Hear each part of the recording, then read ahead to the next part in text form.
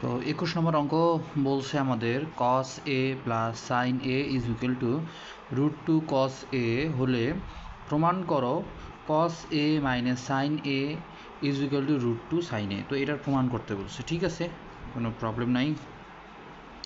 তো সলিউশনটা কিভাবে করতে হবে একটু খেয়াল করেন। সলিউশনটা হচ্ছে আমাদের cos a plus sin a equal to তারা বলছে √2 cos a, √2 cos a। ওকে, এটা তাদের ভাষ্য, ঠিক আছে। এইটাকে একটু যদি আমি সমাধানের উদ্দেশ্যে আগাই তাহলে হবে এরকম, sin a ঠিক থাকবে এই √2 cos a, এটাও ঠিক থাকবে। এইখানে যে cos এটা ছিল এটা সাইড চেঞ্জ করে এই পাশে দিয়ে দেবো, মাইনাস cos a। এতটুকু আশা করি বুঝতে পারছেন।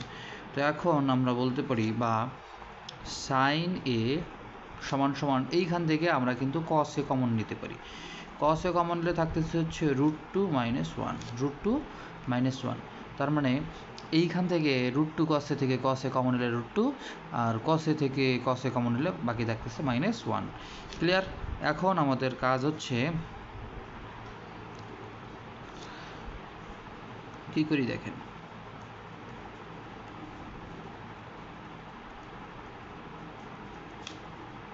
কি করলাম, ওপরে নিচে একই সংখ্যা দিয়ে গুণ করছি, কিন্তু ওই সংখ্যাটা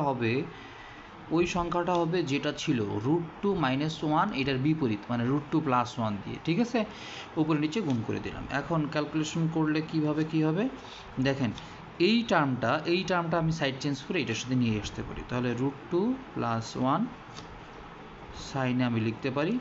এবার এই দুইটাকে গুণ করলে কত হয় এটা দেখেন, a minus B into A plus B, সূত্র পড়ে গেছে। সূত্রটা হচ্ছে a square minus B square, ঠিক আছে। এইটার সাথে আমাদের গুণ হয়ে যাবে কি cos a। এতটুকু আশা করি বুঝতে কারো অসুবিধা নাই। এর পরের ধাপটা কীরকম হবে, তাহলে বা এই দুইটা গুণ করেন, √2 ইন্টু সাইন এ, তাহলে √2 সাইন এ ইন্টু 1, তাহলে হবে হচ্ছে সাইন এ। আর এইখানে 2 এর উপর স্কোয়ার করলে হয় কত, 2, 1 এর উপর স্কোয়ার করলে হয় কত, মাইনাস 1। এটার সাথে গুণ হবে কত, cos a। এখন √2 sine A plus sine A is equal to, এখানে দেখেন 2 থেকে 1টা বাদ দিলে থাকে কত, 2টা থেকে 1 বাদ দিলে থাকে 1। তার মানে 1-এর সাথে cos a গুণ করলে কোনো পরিবর্তন নেই, cos a থেকে যাবে। যদি তাই হয় তাহলে এখন এই সাইন এটাকে সাইড চেঞ্জ করে cos এর সাথে দিয়ে দিব, তার মানে cos a মাইনাস সাইন এ হয়ে যাবে। এখানে সাইন এ প্লাস ছিল, সাইড চেঞ্জ হয়ে সাইন এ মাইনাস হয়ে গেছে, ইজ ইকুয়াল টু এই √2 সাইন এ থেকে গেল। আশা করি এটা বুঝতে কারো অসুবিধা হয়নি। এটাই হচ্ছে আমাদের প্রুফড।